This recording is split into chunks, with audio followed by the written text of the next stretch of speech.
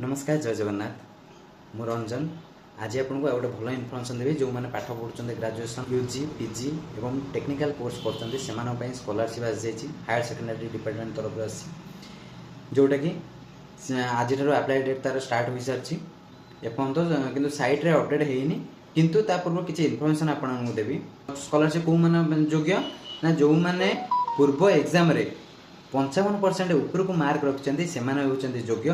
द्वितीय कथा कौन ना कौ मैंने पकईबे ना यूजी पीजी एवं टेक्निकल कोर्स करते पे पकईबे।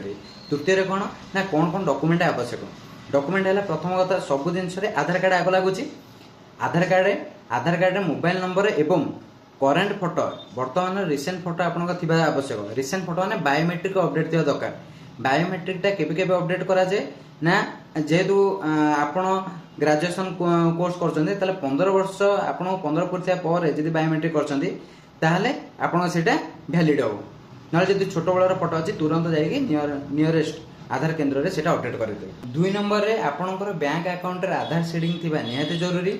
मु डिस्क्रिप्शन में लिंक दे देछि से डिस्क्रिप्शन में आपने चेक करेंगे केमी आप आधार साइट को जाकि आपणकर आधार टी क्यों बैंक लिंक अच्छे से चेक करेंगे।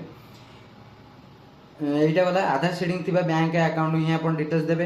तृतीय जिन कौन ना इनकम सर्टिफिकेट दरकार आपण बापांकर घर जी भी इनकम करते। चतुर्थ कौन ना आपंकर कास्ट सर्टिफिकेट जो मैंने जेनराल कास्ट तो कास्ट सर्टिफिकेट आवश्यक ना जो मैंने एससी एसटी ओबीसी एससीबीसी अच्छा से कास्ट सर्टिफिकेट दरकार। नेक्स्ट रहा आपंकर college ID card admission slip एवं जो मैंने हॉस्टल रोचे से बोनाफाइड सर्टिफिकेट एवं आपंकर पूर्व जहाँ भी एग्जाम देते तार सर्टिफिकेट सेगुरा सब प्रोवाइड करेंगे। आपको स्कॉलरशिप पकड़े सब दरकार।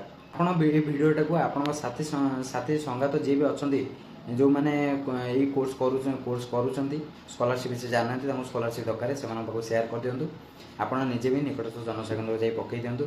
भिडियोटी भल लगे लाइक करूँ शेयर करूँ एवं यहीपरि इनफर्मेटिव वीडियो पाइबा मो चैनल को सब्सक्राइब करूँ एवं चैनल को शेयर टे कर दिंतु। रहुछि जय जगन्नाथ।